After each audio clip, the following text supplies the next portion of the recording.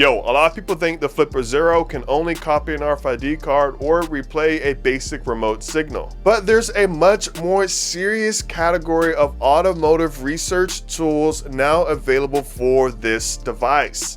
One of them can analyze certain rolling code key fobs and, on supported systems, potentially help replicate valid messages.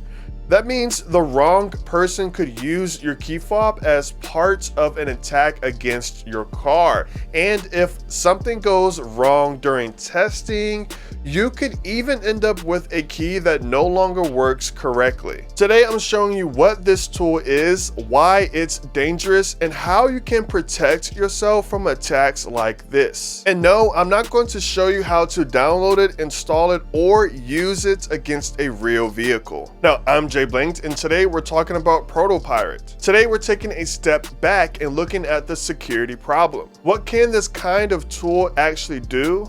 Why are rolling codes so important? And what should you do if you're worried your car or key fob may be vulnerable? Everything in this video is for educational purposes only. The goal is to learn by building and breaking your own thing. So test only on your own hardware, your own key fobs, your own vehicle, or systems you have explicit written permission to test. Now let's get into it. First, we need to talk about why this is different from the basic Flipper Zero demos you've probably already seen. Now, a basic replay attack is pretty simple. Someone captures a wireless signal from a remote, then they transmit that exact same signal later. That can work against older systems that send the same code every time, but modern vehicles were designed to stop that. They use something called rolling codes. Think of it like a password that changes every time you use it. Your key fob and your car both know the same secret sequence. When you press unlock, the key fob sends one valid code. The car checks it, accepts it, and then both sides move forward to the next code. So if somebody records that first message and tries to replay it later, the car should reject it. That's why the usual "I copied a car with my Flipper" videos are often misleading. A simple recording is not the same thing as breaking a rolling code system, but ProtoPirate is designed to look deeper than a simple replay. ProtoPirate is an experimental rolling code analysis toolkit for automotive security research. At a high level, it looks at the structure of the signal instead of treating it like one big audio recording. It can examine things like timing, modulation, protocol patterns, checksums, and the way a key fob's messages change over time. That matters because a rolling code system is not just sending a random number, it's following rules. And if a researcher can identify those rules, they may be able to test whether the implementation is secure, whether the code sequence is predictable, or whether the vehicle's receiver accepts messages it should reject. And this is where the title comes from. In my opinion, this is one of the most dangerous categories of Flipper Zero projects because it moves beyond basic signal replay.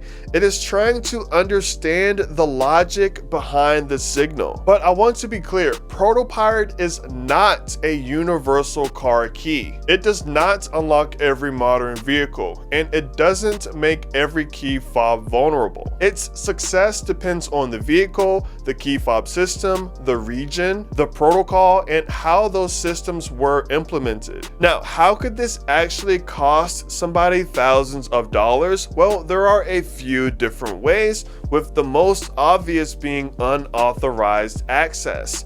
Now, if an attacker can create or reproduce a valid message for a supported system, they may be able to unlock the vehicle, open the trunk, trigger other functions, or use that access as part of a larger theft attempt. Now, that does not mean the attacker automatically gets the engine started. Door access, immobilizers, alarm systems, and engine authorization are not always controlled by the same mechanism, but even unauthorized entry can still be expensive. A stolen vehicle is the extreme example. Damage to locks, broken vehicles, missing equipment, or an insurance claim can also add up quickly. Now, the second risk is accidental damage to your own security system. With rolling code systems, the key fob and the vehicle have to stay synchronized. If a legitimate button press is blocked, interrupted, or mishandled during certain testing scenarios, the car and the key may no longer agree about where they are in the sequence. That can mean the key stops working correctly.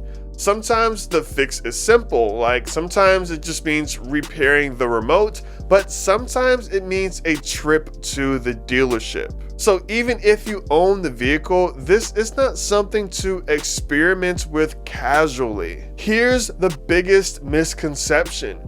People hear key fob cloning and imagine that somebody only needs to stand near you for 1 second and your car is finished. Now, that's not a responsible way to understand the threat. For many systems, an attacker would need the right hardware, the right protocol knowledge, a compatible vehicle, and a way to collect useful information without being detected. Some systems use stronger cryptography. Some have protections against codes being used out of sequence. Some have separate systems for unlocking the doors and authorizing the engine. But that doesn't mean the risk is fake. It means the risk is specific. Security is not binary, so a vehicle can be difficult to steal, but still vulnerable to unauthorized unlocking. A key fob can resist basic replay, but still use an older protocol with known weaknesses. And a device can be useful for research while still being dangerous in the wrong hands. Now, here's a real life example on the flipper, and I'm only going to show you the safe side of the research because the point of this video is awareness. I'm using a Flipper Zero and a key fob that I both own. Within the app, I can scan for signals.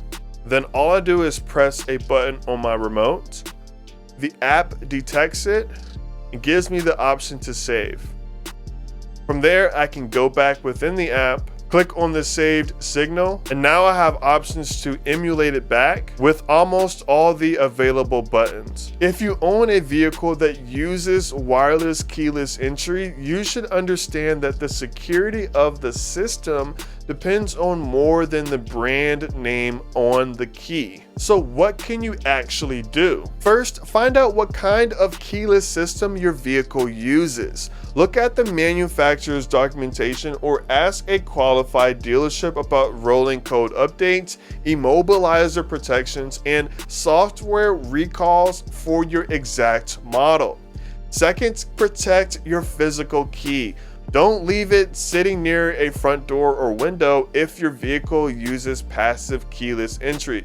Store it in a secure location and consider a signal blocking pouch if that is appropriate for your specific system. So there you have it. ProtoPirate is not a magic key and does not make every vehicle vulnerable, but it represents a serious shift in what the Flipper Zero can study. Instead of simply recording a wireless signal, advanced tools can analyze the rules behind that signal. That's powerful for researchers, but it's also something vehicle owners should understand. The big lesson is this: a rolling code is is not automatically unbreakable, and a Flipper Zero is not automatically a car thief's remote control. The details matter, and now I want to hear from you. Which parts of this threat concerns you the most? Key-fob cloning, accidental desynchronization, or unauthorized access? Definitely let me know down in the comments below. I'm Jay Blanked. Thanks for watching. Peace.